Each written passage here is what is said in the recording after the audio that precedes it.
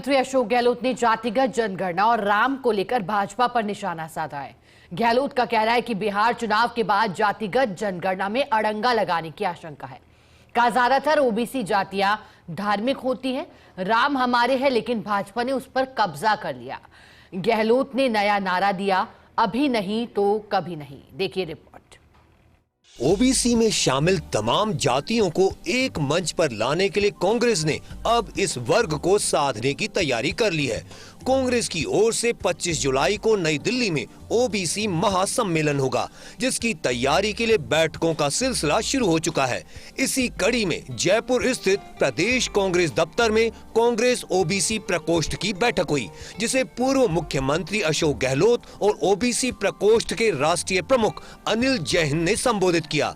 गहलोत ने भाजपा पर निशाना साधा और कहा कि जैसे वे ही हिंदू हो, क्या हम हिंदू नहीं है। गहलोत ने कहा कि हमारे तो अधिकांश नेताओं के नाम में ही राम लगा है, राम तो हमारे हैं। भाजपा ने राम पर कब्जा कर रखा है, हमारे लिए तो राम मर्यादा पुरुषोत्तम है। हमारे नेताओं के देखो, अधिकांश नेताओं के नाम में राम, नथुराम, मिर्जा, परशुराम, अजय।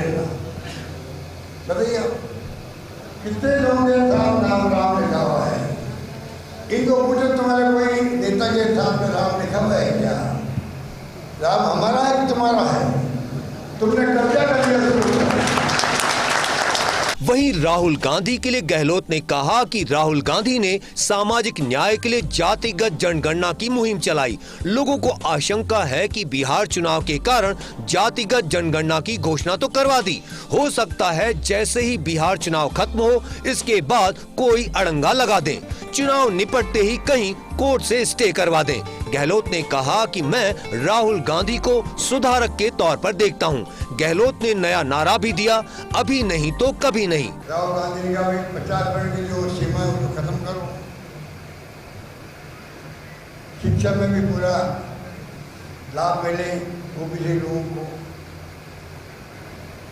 उन्होंने जो बात कही है वो आपके सामने किस प्रकार से कास्ट सेंसस हो, ये सब ठीक कह रहे थे। पार्लियामेंट के अंदर राहुल गांधी ने कहा, मोदी जी आपको कास्ट सेंसस कराना पड़ेगा, आप नहीं करोगे तो मैं करूँगा।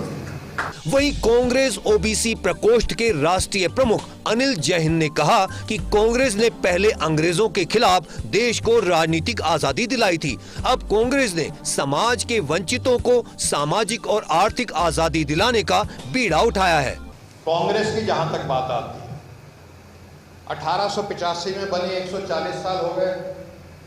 और जब ये 1885 में कांग्रेस बनी थी तो किसी को ये नहीं था कि भाई कोई एमपी बनेगा, कोई एमएलए बनेगा, कोई मुख्यमंत्री बनेगा या प्रधानमंत्री बनेगा।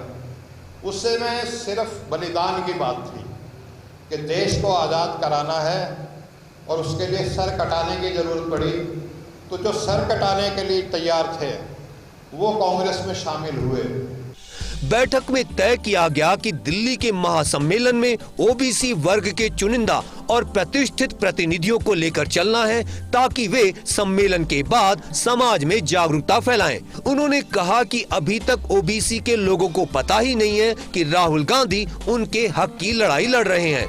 कांग्रेस भले ही ये कहती हो कि नई दिल्ली में होने वाले ओबीसी महासम्मेलन का लक्ष्य कोई राजनीतिक लाभ नहीं है, बल्कि सामाजिक और आर्थिक आज़ादी दिलाना है, लेकिन राजनीतिक के विशेषज्ञों का मानना है कि इस बहाने कांग्रेस अपने खोए हुए वोट बैंक को फिर से हासिल करना चाहती है और आने वाले बिहार विधानसभा चुनाव से पहले कांग्रेस इन वोटर को लामबंद करना चाहती है। हालांकि अभी लक्ष्य दूर है और काफ़ी प्रयास करने पड़ेंगे, क्योंकि पिछले 10 साल में यह वोट बैंक कांग्रेस से काफ़ी दूर चला गया है। नई दिल्ली की जो मीटिंग होगी उसमें ओबीसी वर्ग के प्रमुख नेताओं को बुलाया जाएगा और वहां से एक संदेश देश भर में दिया जाएगा। इसके बाद कांग्रेस की प्लानिंग है कि राष्ट्रीय स्तर पर एक बड़ी रैली आयोजित हो, जिसमें ओबीसी वर्ग एक बार फिर कांग्रेस के साथ खड़ा नज़र आए। देखना ये होगा कि कांग्रेस की ये रणनीति कितनी कारगर साबित होती है। कैमरामैन गिरीश के साथ Naresh Sharma, first India news, Jaipur.